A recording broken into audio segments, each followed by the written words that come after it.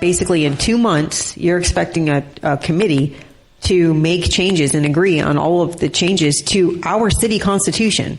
I don't think that's acceptable. There was a business meeting at Palm Coast City Hall last night as the city council heard concerns from residents on everything from stormwater and flooding to wastewater and rising impact fees. One of the biggest discussions centered on the Charter Review Committee timeline. Several residents urged the city to speed up the process, and council members agreed it was too important to wait until next year. I would like to give them the opportunity to meet more often. I mean, it doesn't mean they have to make any decisions, but at least to start that process. So I would ask for consensus from this board to have them start meeting in October, and hopefully they can get 2 meetings knocked out by the end of the year while research is being gathered from the community simultaneously. Mayor Mike Norris echoed the need to act quickly. I think they should lean as far forward as possible and start getting that public input and start hitting it hard, because we're right around the corner. We're right around the corner from election year coming up in 2026.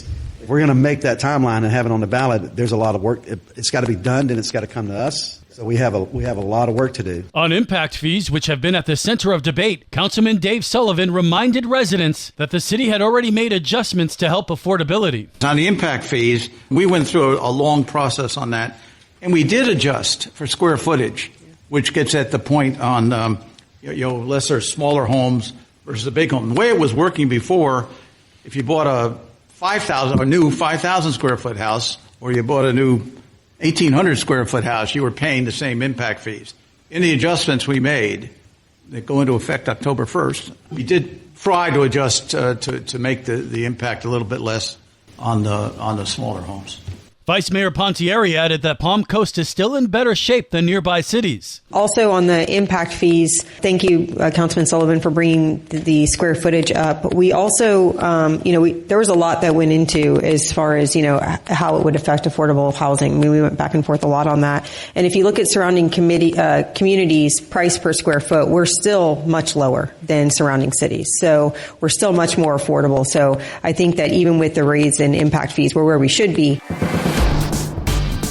Good morning, Flagler County. I'm Rich Carroll. You're listening to Flagler's Morning News on Wednesday, September 3rd. In other news from last night's City Council meeting, after nearly 3 years of debate, Council passed an ordinance updating the city's land development code on exterior colors. The issue had been lingering since 2022, with multiple workshops and public hearings where residents and developers sparred over how strict the city should be on home and business paint colors. The new ordinance sets clearer standards for what's acceptable on new construction and renovations, limiting overly bright or reflective colors while still allowing for variety in design. Staff noted that the goal is to preserve neighborhood aesthetics, maintain property values, and prevent disputes during permitting. And finally, the council also made several appointments to key advisory boards. Anthony DeValle was selected as the primary member of the Citizens Advisory Committee, with Mark Woods chosen as the alternate. For the Bicycle and Pedestrian Advisory Committee, David Liebarger was named the primary member, with Anthony DeValle serving as an alternate. Council members praised all applicants for stepping up to serve the community. This local news is a service of Flagler County's Toyota dealer, Beaver Toyota in St. Augustine, conveniently located right off I-95 at exit 311.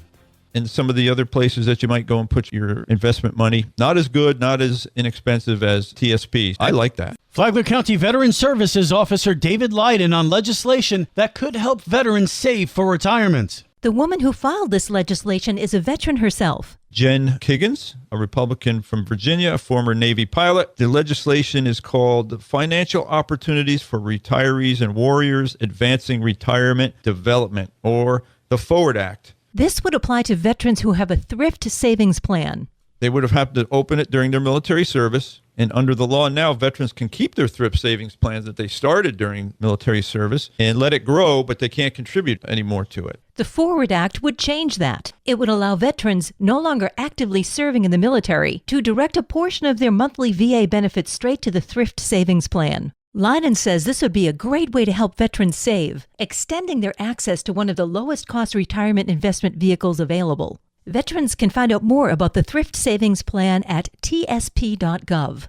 You can hear more from David Leiden on Veterans on Point every Sunday morning at 9:30 on WNZF or anytime on the Flagler Radio app. From the WNZF Newsroom, I'm Liz Ryan. And now you're up to date on Flagler's Morning News. I'm Rich Carroll.